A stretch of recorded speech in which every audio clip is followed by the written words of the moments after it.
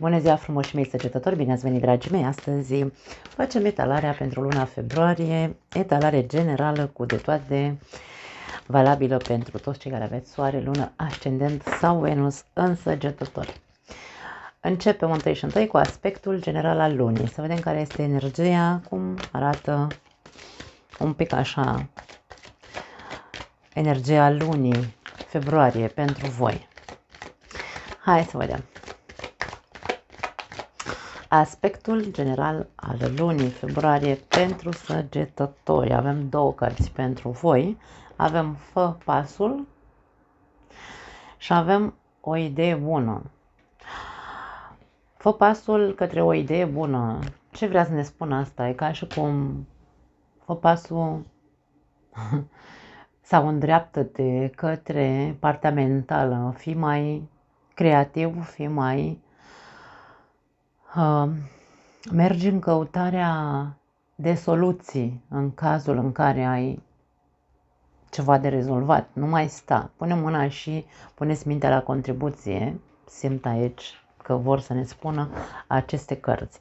E nevoie să începi să dezvolți probabil anumite gânduri, anumite idei ca să poți să rezolvi ceva în viața ta. Hai să vedem la ce se referă. Marele preot poate are legătură cu casa, cu familia și pajul de bâte. Îți trebuie curaj, poate n-ai curaj, poate tu ai de rezolvat aici o problemă cu, uite, poate fi cu părinții sau cu membrii ai familiei tale, că e vorba de soție, soț, nu știu, habar n-am, frați, unchi, mătuși, nu contează.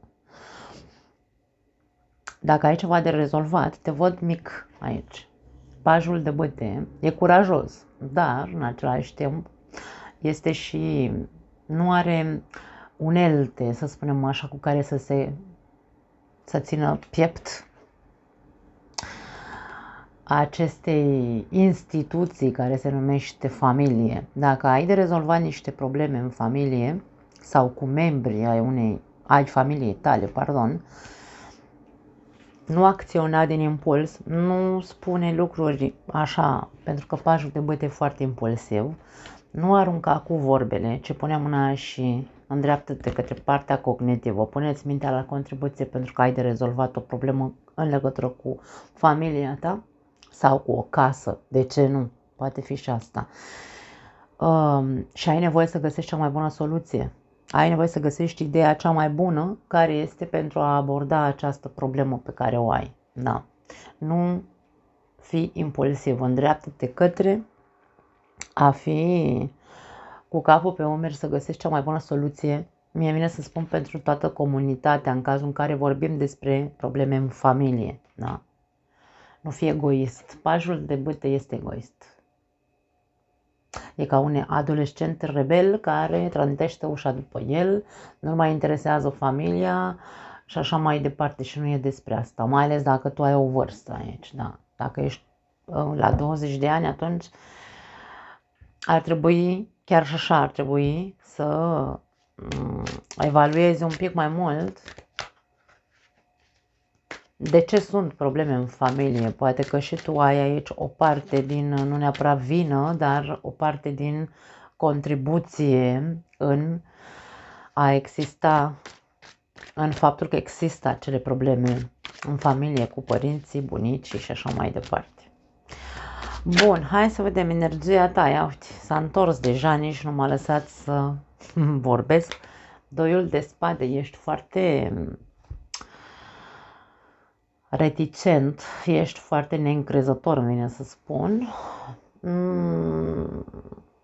în defensivă, protector, te protejezi. Hai să vedem la ce vrea să ne spună de fapt, de ce ești în această energie. Caleașca și cavalerul de spade, din nou două energii foarte potente. Din nou limba ascuțită aici și un obiectiv. Eu văd că tu ai un obiectiv să rezolvi niște lucruri, dar energia ta nu este, îmi vine să spun, că ești contradictoriu într-un fel sau altul. Pentru că nu putem să vedem, adică nu că nu putem, vedem aici aspectat foarte bine, cheful. Cheful sau nervii pe care îi ai înăuntrul tău, pentru că vorbim despre energia ta, ești foarte agitat, da? Și cavalerul de spade e foarte agitat, ar spune, ar rupe capuri în stânga și în dreapta, și caleașca îi dă o mare conotație de foarte mare acțiune, în trombă, cumva, din nou, da? Deci avem o energie de agitație înăuntrul tău, pe care tu o reprimi, o frânezi, amâni o acțiune. Acum, la ceea ce am spus mai devreme, dacă ai probleme cu părinții, în familie sau cu membrii ai a comunității tale, da? Poate că energia ta este bună, ținându-ți în frâu acest nerv, agitație pe care o simți, poate că nu e deloc rea această reprimare în care se zice, mă țin în frâu că dacă mă dezleg, îi rup pe toți aici cumva, da. Și aici e vorba despre asta. Ok, e o idee bună probabil să stai și să meditezi și să vezi cum să folosești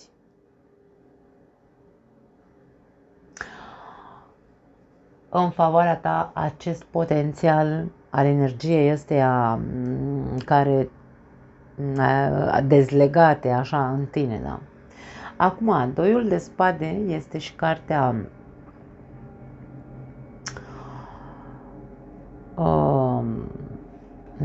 mie vine să spun că pentru alții dintre voi e posibil aici să vă fie frică să vă dați voie să reacționați cum simțiți. Pentru că energia este foarte, foarte, agitație foarte mare și aici e ca și cum mi-e frică de mine dacă mă dezleg, dacă îmi dau drumul, mai bine mă fac că nu văd anumite lucruri la cei din jurul meu care mă atâță și mai rău.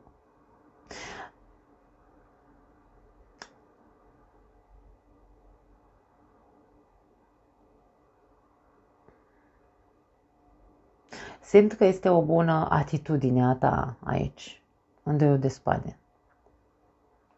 Pentru că poate exista pericol. Exista pericolul de a strica mai mult decât a repara.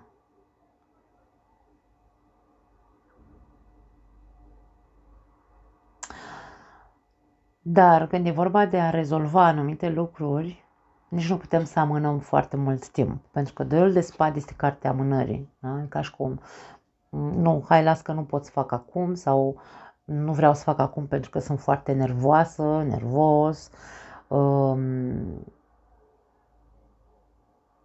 Nu vreau să accept anumite lucruri despre mine pentru că poate eu sunt în majoritatea timpului așa o persoană foarte agitată și foarte fac 15.000 de lucruri în același timp, îi invadez teritorii altora.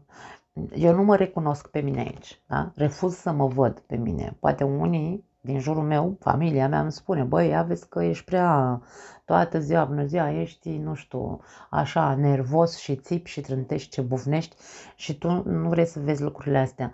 Poate fi și varianta asta. Încercați să deschideți ochii și să acceptați în cazul în care familia vă spune, sau, mă rog, un membru al familiei, un prieten, că nu neapărat să fie mama, tata, soțul sau, mă rog, dacă cineva spune că ești egoist, că ești impulsiv, că ești ca un copil mofturos, că ești, nu știu, habar n-am, toate defectele, da? Focului, că vrei să fii centru atenției, că vrei să ți se facă pe plac, da? Deci aici toate defectele focului, văzând combinația asta, poate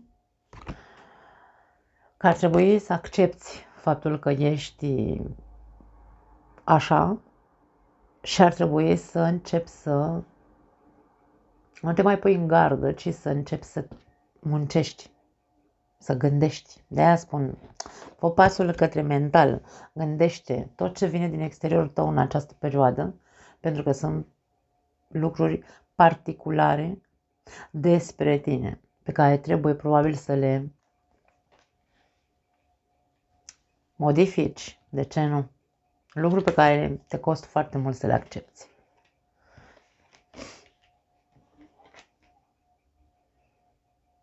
Pentru alții dintre voi, energia este de alergătură, vreau să fac ceva și mă simt frânat. E ca și cum nu pot, domne, am mereu obstacole aici, cumva. Da? Privește, pentru că tu nu privești. Tu vezi doar superficial faptul că ești împiedicat să faci sau să ajungi undeva, să te exteriorizezi. Deschide ochii și privește mai în profunzime. Pentru că nu cred că te frânează nimeni, ci tu singur te frânezi în momentul în care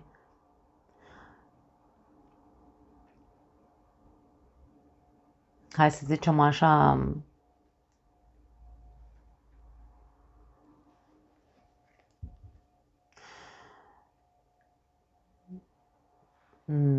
zici, cum e vorba despre o amânare cu doiul de spade, zici, mă, eu aș face, dar mă mai gândesc aici, da. Și nu pentru că mă frânează cineva, sau poate asta spui, că te frânează cineva, că ai obstacole din partea altora, dar este vorba despre un soi de frică. Un soi de frică. Pentru că avem apă, avem luna în această fotografie.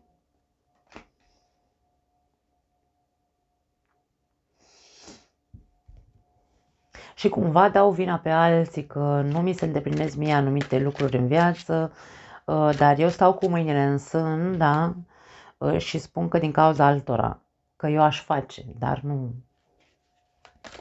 fac, pentru că am o teamă. De aia se numește protecție de spate, da. Foarte multe informații vin la voi. Bun, hai să vedem partea de iubire pentru cei care aveți o relație. Luna februarie 2025, ia uite, protecție și aici, dragii mei. Rege de spade și 7 de bâte. Aveți de rezolvat problemele astea de defensivă. Sunteți tot timpul pe defensivă. Nimic nu... E ca și cum, doamne, cum îți permis să-mi spui mie așa ceva, da? Adică tu cu partenerul tău acolo, probabil că ăla îți spune ceva și tu ești pe bune, cum îți permis să-mi spui așa ceva despre mine sau nu știu. Uite, asta îmi vine acum să zic. Hai să vedem clarificările.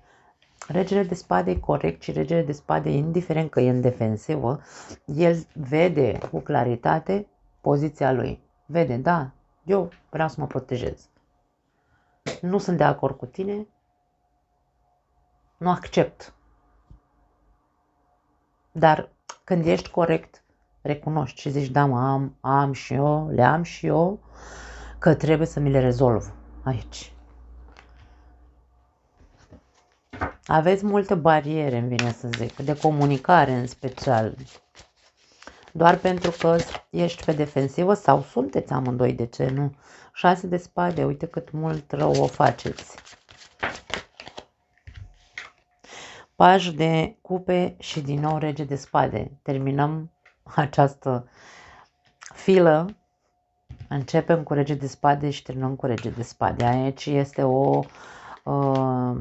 atrage foarte mult atenție acest aspect.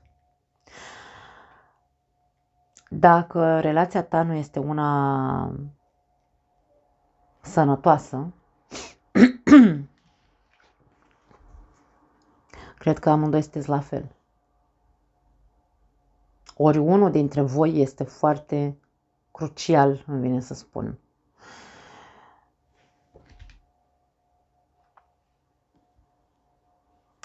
Crucial în sensul cum erau, nu mai ținte cum se chema, cavalerii templieri erau, dar se numeau aici în spaniolă, în spaniolă se zice los cruzados, aia care erau așa cumva împotriva tuturor celor care nu urmau religia lor, pentru că erau luptătorii pentru drept, pentru adevărul, mă rog. Erau cei care omorau în numele religiei, da? Ca să discutăm așa un pic mai pe larg. Și de aia spun că nu e ca un cavaler templier onest, ci ca un cavaler templier încrucișat așa, cu capul către o singură lege, legea lui, adevărul lui. Dacă sunteți amândoi așa, mare atenție aici. Pentru că toată iubirea care o alegați, toată puritatea emoțională pe care ați avut-o cândva între voi, din ce în ce rămâne mai puțin, îmi vine să spun. Foarte multe traume emoționale între amândoi, din cauza acestor încrucișări, din cauza acestor defensive, din cauza acestor... Aici sunt cumva discuții între voi doi, fiecare are adevărul lui. Dacă ne uităm atent la aceste două seturi de cărți sunt diferite, dar imaginea este a unui rege de spade. Ăsta are spada înclinată, care și în cursul meu de tarot am spus, spadele sau bâtele când sunt înclinate, avem și aici aceeași imagine, bâta înclinată, da? Înseamnă defensivă, mă apăr, nu sunt de acord cu ceea ce îmi spui și mă protejez, mă apăr. Ăsta are sabia în sus. Când spada este în sus, vedeți și aici, tot spada înclinată. Când spada este în sus, înseamnă corectitudine, ca și cum știu despre ce vorbesc. Asta este realitatea mea, cel puțin. Aici, indiferent că ăsta spune o realitate, realitatea lui, ăsta altul nu acceptă. Nu e adevărat. Toate aceste discuții contradictorii între voi, care vă fac foarte mult rău și vă omoară iubirea care a existat cândva, trebuie conștientizată. Atitudinea fiecăruia dintre voi, pentru că aici nu e vorba doar despre tine sau doar despre partenerul de viață, puteți fi amândoi destul de încrucișați, că nu știu cum să spun acum. Dacă aveți copii, atenție că le faceți rău și copiilor. Mare atenție aici, comportamentele voastre se răsfrâng asupra copilului. Aveți copii sensibili sau copil sensibil care se va încărca cu bagajele prostilor voastre pe care vi le spuneți unul celuilalt. Îmi pare rău că simt toate lucrurile astea. Nu știu dacă e povestea asta.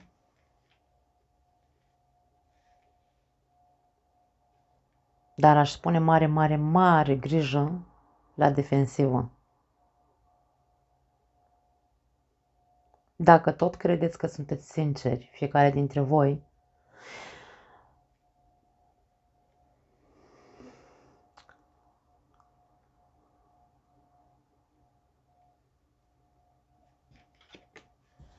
ce-ar fi să încercați un pic de apropiere sufletească și de empatie?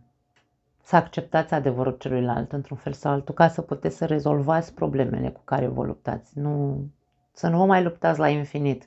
Aici e ca și cum nu veți ajunge niciodată la liman. Pentru că fiecare o ține într-un fel sau altul, își menține adevărul lui și atât. Nu există energie de negociere. Prea multă defensivă. Hai să vedem un sfat pentru voi. Ia, că s-a întors. Frânați-vă și celebrați viața sau bucurați-vă de viață. Deci aici, vezi, frânați-vă, stop joc, așezați-vă frumos pe un fotoliu, puneți mâna și stați de vorbă ca oameni între voi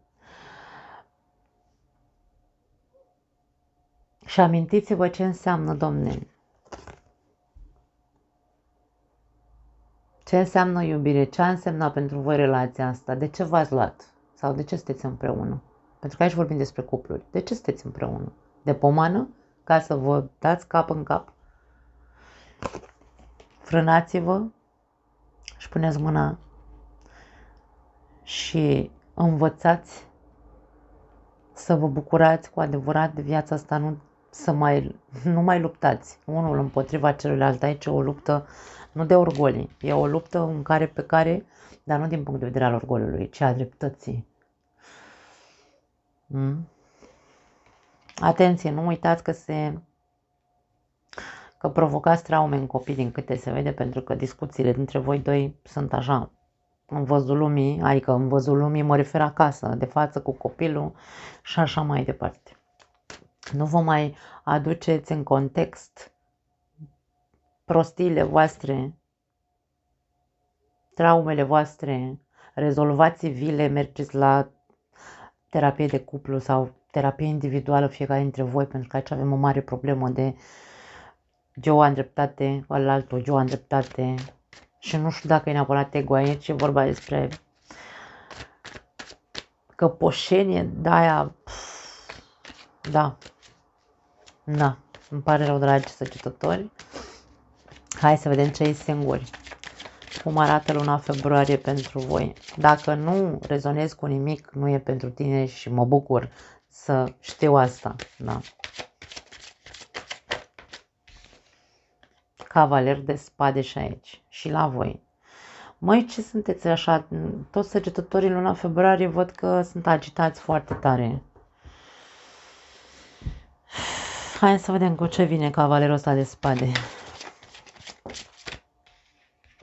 5 de bâte, ia și la voi. Turnul și 8 de cupe. La tine este, bine la tine, la voi, cei singuri, problema pe care o văd este, pentru unii dintre voi, aveți nevoie să vă rupeți odată pentru totdeauna de cineva din trecutul vostru. Sunteți în spaniolă se zice cacao mental, sunteți așa, într-o contradicție totală, că nu știți cum să vă eliberați de o persoană, probabil din trecutul vostru, care v-a părăsit. E ca și cum tu încă păstrezi în sufletul tău acea persoană. Și asta te face să fii un răzvrătit și pe tine, da? E ca și cum vorbești foarte urât, atenție, aici sunt foarte multe bârfe sau vorbe la adresa celui care te-a părăsit sau, în general, acum, la impresia cu care tu ai rămas, părerea cu care tu ai rămas despre restul lumii. I-ai băgat pe toți în aceeași oală, toți bărbații sunt niște nemernici, toate femeile sunt niște parașute. Nu. Faptul că a existat cineva care ți-a făcut rău, care te-a părăsit, care poate aveați niște diferențe imense și tu n-ai vrut să accepti diferențele astea și nu știu, nu contează ce s-a întâmplat. Important e că nu mai e persoana asta în viața ta, te-a părăsit. Sau tu ai părăsit-o, nu contează. De ce atâta ranchiună? De ce atâta ranchiună? Du-te și vezi de treaba ta, du-te și vezi, fă-te bine, pune-te pe picioare din punct de vedere al autostimei, 8 de cupe merge către 9 de cupe, nu mai sta aici, în bucla de a avea o părere așa foarte globală despre toată lumea, că toți sunt la fel sau toate sunt la fel ca acea persoană care te-a părăsit. Nu. Ai un conflict interior foarte mare de care trebuie să te eliberezi. Nu te poți elibera de el până când tu nu pui osul la treabă, cum se zice, nu lupți. Aici avem o acțiune care trebuie făcută, nu mai trebuie amânată, ca să te eliberezi odată pentru totdeauna. Pentru alții dintre voi, o altă variantă este să vă apărați, pentru că probabil veți auzi niște bârfe la adresa voastră. Bârfe care ar putea să vă afecteze din punct de vedere emoțional. Apărați-vă. Eu aici nu văd că tu ai fi implicat sau că ai rupt casa cuiva, mă rog, cum se zice, nu, da, poate ai avut o relație cu cineva care deja avea o relație, da, ai fost tu a treia persoană, un triunghi amoros. Și aici vorbim despre ar putea să ajungă cumva la urechile celelalte sau celuilalt și aici să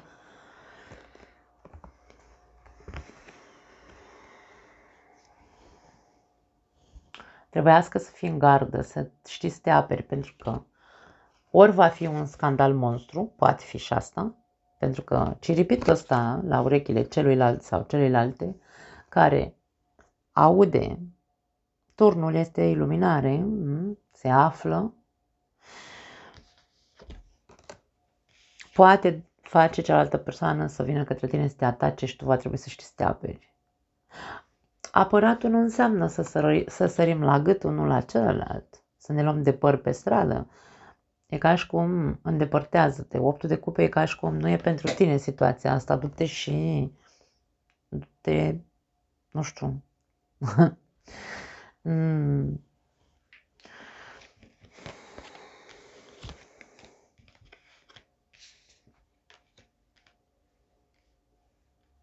Du-te cât mai departe de această persoană, pentru că se vede violență. Poate fi violență fizică. Da. Nu pot să zic altceva. Încearcă să eviți cât mai mult, îmi vine să spun. Evită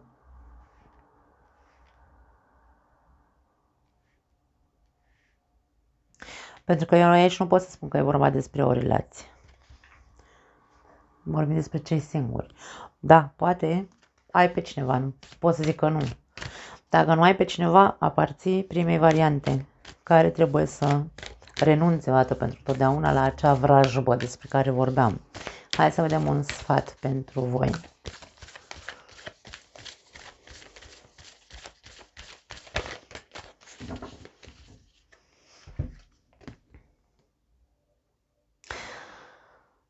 De aici va răsări ceva frumos.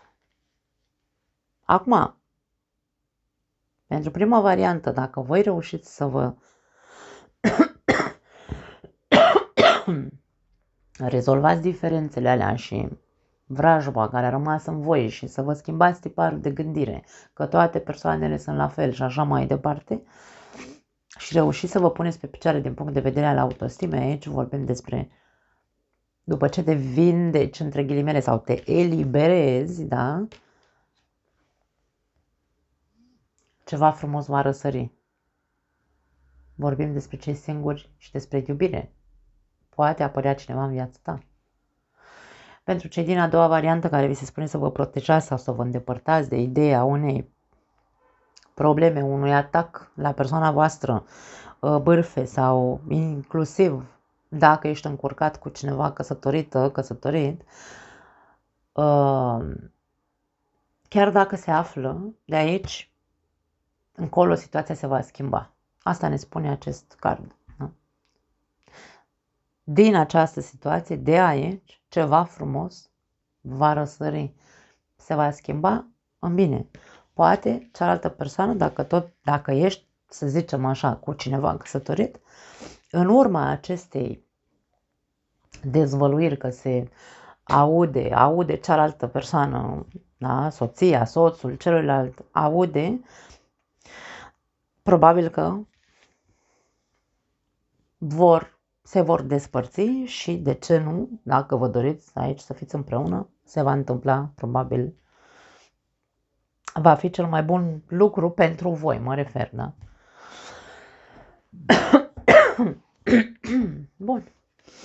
Hai să vedem cariera. Cariera, banii, job, proiecte, cavaler de monede, frumos. Aici avem perseverență, avem ofertă pentru alții dintre voi.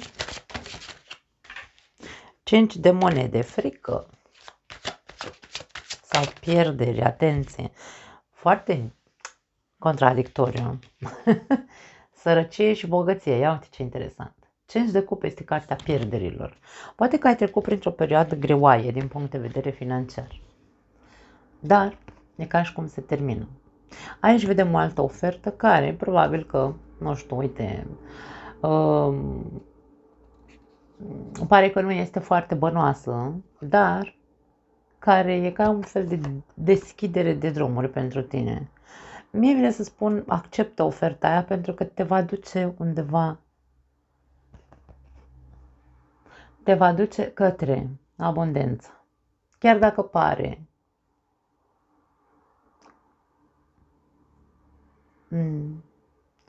nesatisfăcătoare din punct de vedere financiar.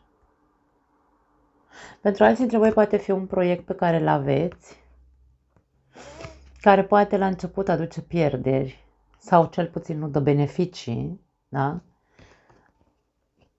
Dar nu va dura mult și vei reuși să te pui pe picioare din nou. Da? Deci aici avem împărteasa, este abundență, este creativitate. Trebuie să fii perseverent, trebuie să reziști, să fii rezistent. Cavalerul de monede e rezistent. Rezistă perioadei, dacă este o perioadă mai dificilă, rezistă pentru că nu va dura mult și se va schimba situația. Cam asta e ceea ce pot să spun aici.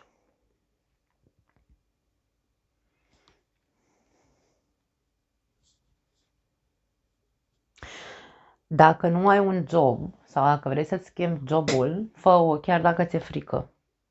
Pentru că aici 5 de monede poate fi frică.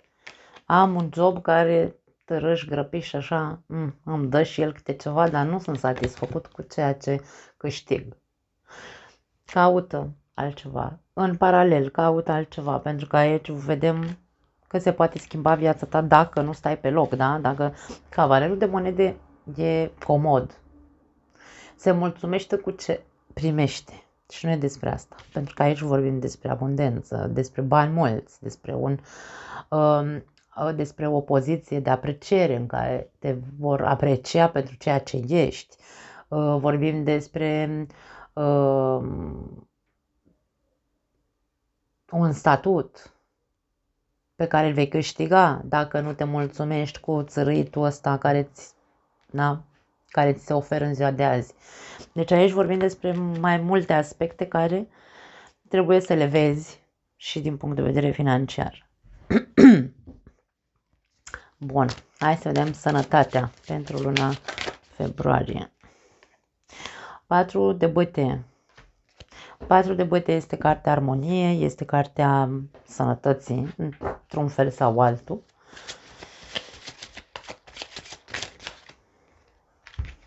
Este cartea echilibrului, avem 4 stâlpi în această poză, iar aici avem magicianul și asul de spade.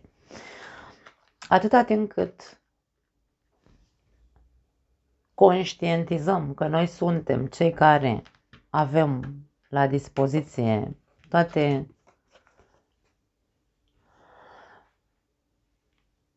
elementele, da? Magicianul are toate elementele pe masă. Problemele de sănătate vin în momentul în care noi ne dezechilibrăm pentru că nu suntem atenți. Asul de spade zice, soluția este în mâna ta.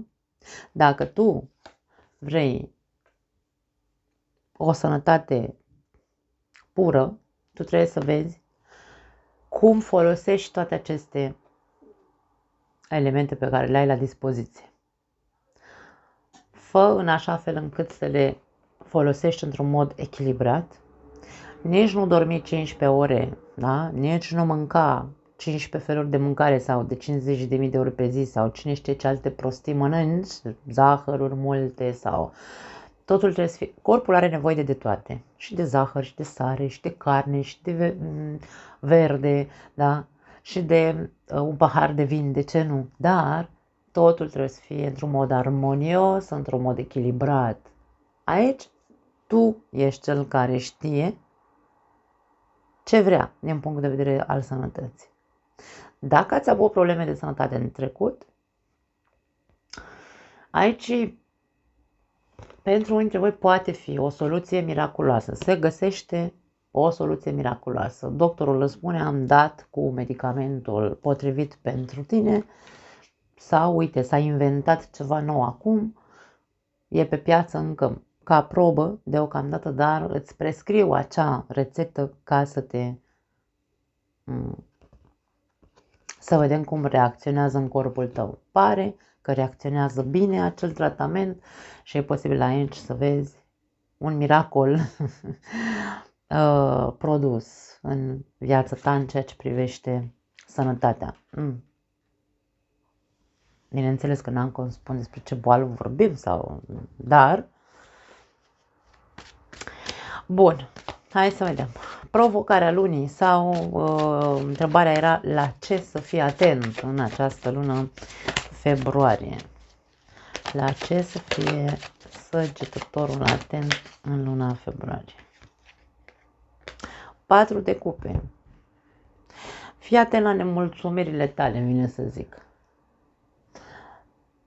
4 de cupe pentru mine, din punct de vedere negativ, înseamnă moftureală. Sunt mofturos, domne, nimic nu-mi convine, nimic nu mă satisface, nu mă simt iubit, nu mă simt băgat în seamă, simt că nu merge nimic bine în viața mea, nu sunt niciodată mulțumit cu ceea ce am.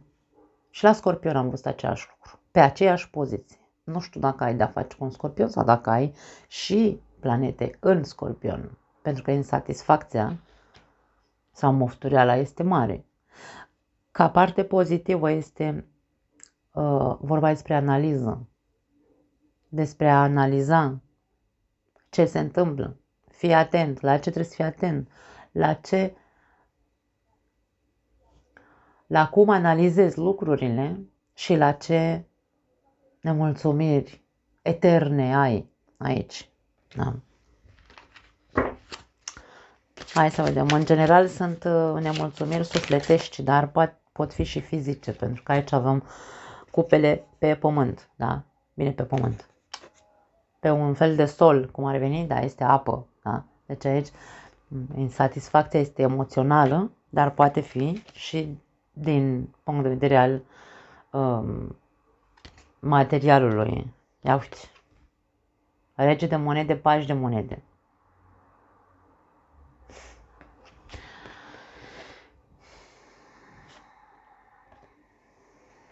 Pentru unii dintre voi nu sunteți deloc mulțumiți din punct de vedere financiar. Dar analizează dacă nu cumva nemulțumirea ta are legătură cu faptul că tu nu îți asumi ceva aici. Regele de monede este propriul stăpân, să zicem așa, care muncește. Este regele Midas, cel care ce atinge schimbă în aur, da? Transformă în aur. Ai un potențial imens de care tu nu ești conștient, tu nu vezi, habar n-ai. Sau tu nu crezi despre tine că ai potențialul ăsta. Și în loc să te analizezi și să vezi cum să scoți cei mai buni din tine, din punct de vedere al productivității, tu stai așa ca un copil, îmi vine să spun, și probabil că foarte mulți dintre voi ce faceți încă studiați, încă mai faceți cursuri peste cursuri, dar voi sunteți compleți deja, adică voi știți foarte multe lucruri. Pentru alții dintre voi, da, dacă e vorba la acest, fii atent, analizează bine că poate totuși tu crezi că ești mult prea sus decât ești și ar trebui să mai faci niște cursuri. Acum poate fi și asta, eu ce să zic, nu știu care e viața voastră în particular, dar poate fi și asta, da. Dar faptul că ești nesatisfăcut pe plan material, aici mare atenție la tine, la ce spui despre viața ta, pentru că sunt foarte multe persoane care își influențează și atrag, să zicem așa, suntem energie, ce avem în capul nostru aia atragem. Dacă eu sunt foarte trist și sunt foarte căzut emoțional și zic băga mea și piciorul, nu merge deloc bine, nici în relație nu merge bine, nici financiar nu merge bine, ce o să atrag în viața mea? Tot ceea ce eu cred. Da? Așa că aici, mare grijă, fiți foarte atenți la ce spuneți din inimă, pentru că aia veți primi. Eu nu pot să zic altceva. Da. Hai să vedem surpriza lunii sau la ce lucru, de ce lucru, mai bine zis, ar trebui să vă bucurați mai mult în această lună. De 5 de cupe, trebuie să vă bucurați, dragii mei.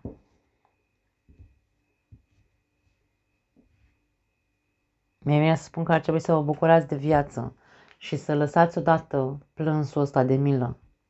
Prea mult vă plângeți. Tot timpul aveți o plângere sau o insatisfacție. 4 de cupe, 5 de cupe, ca și cum oftezi tot timpul. Ieși de acolo odată. Pune mâna și bucură-te de viață. Pune mâna și ridică-te în picioare. Lasă trecutul ăla. Nu mai plânge după trecut. Unii dintre voi stați și plângeți după cineva, după ceva, după o situație, după o experiență, după o relație. Nu contează. Da? Ieși de acolo, ridică-te, ridică-te.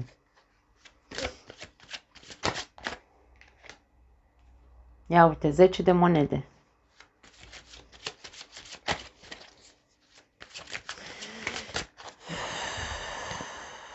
Și cavaler de bâte. Pentru cei care stați și vă plângeți așa, de exemplu, și care vi se spune bucură-te de viață, lasă odată trecutul ăla, avem aici familia. Din nou avem conotații de familie. Familia care probabil ar trebui pusă pe primul loc și tu nu o pui. Familia sau relația, nu contează, da? Tot ceea ce tu te plângi aici și zici, dacă aș fi avut altă familie, eram și eu altfel în ziua de azi. Dar de ce trebuie să te gândești la cum ar fi trebuit să fie din punctul tău de vedere familia? Ai familia care a trebuit să o ai ca să poți să fii om. Asta e. Toți ne-am născut în familiile care le-am ales, nu? Lasă ce ți-ai fi dorit tu. Cum ți-ai fi dorit tu să fie familia? Pune mâna și acționează. Pune mâna și fă-ți tu, construiește-ți tu familia aia pe care ți-ai imaginat-o că ar fi trebuit să o ai tu. Fă-o tu pentru tine, nu mai sta să te plângi aici că vezi, Doamne, de ce nu m-am născut în altă parte, în altă țară, în altă nu știu ce.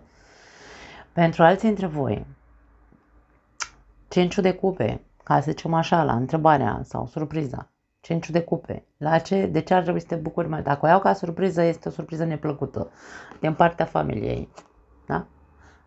Deci avem un pic așa, aceeași conotație. Poate că este aici o lună în care săgetătorul va avea probleme în familie sau în relație și va trebui să știi cum să le rezolvi. Da? Să fii, într-un fel sau altul, diplomat, să nu te dezlegi, să nu fii egoist. Gândește-te că și ceilalți au emoții și sentimente, nu doar tu.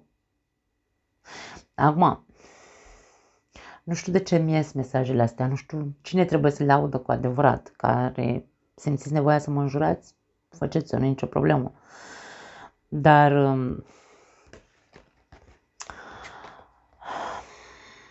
o altă variantă pentru alții care, întrebarea de ce lucruri ar trebui să te bucuri mai mult, e ca și cum bucură-te de tot ceea ce ai pierdut sau de tot ceea ce te-a afectat sau ți-a produs traume, pentru că de foarte multe ori suferința ne învrăjbește într-un fel sau altul, cavaler de bâte, să ne construim o viață frumoasă și dacă n-am fi avut parte de suferință, nu am fi făcut niciun efort să ne construim o viață frumoasă. Și mulți dintre noi am fi rămas așa să trăim liniar, fără niciun fel de dorință de a face nimic. Da.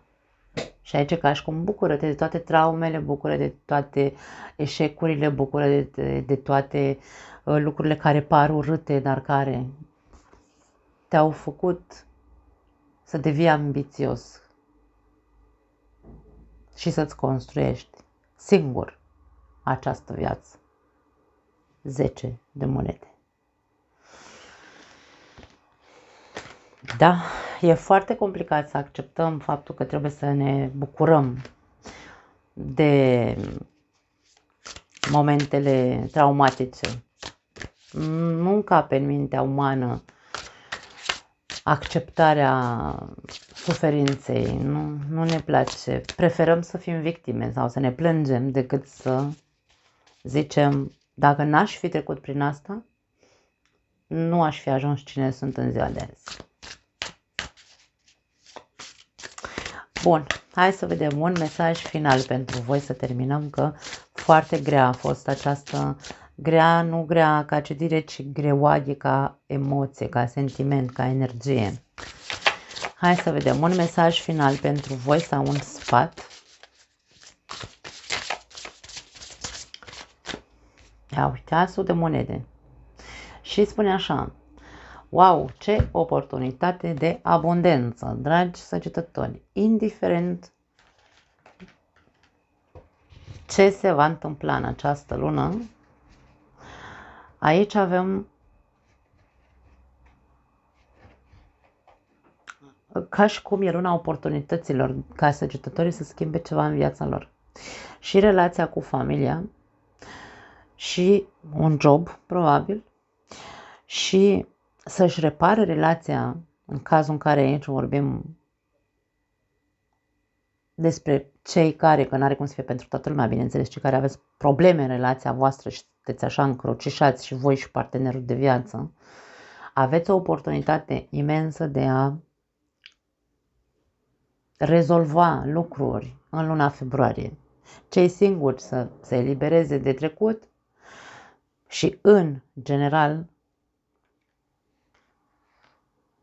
toți aveți oportunitatea să ajungeți să construiți. Abundența înseamnă construcție. Nu pot să zic altceva. Fă primul pas, puneți mintea la contribuție. Mai ascultă un tantăită la de asta. Vă pup, dragii mei. Ne vedem data viitoare. Ciao.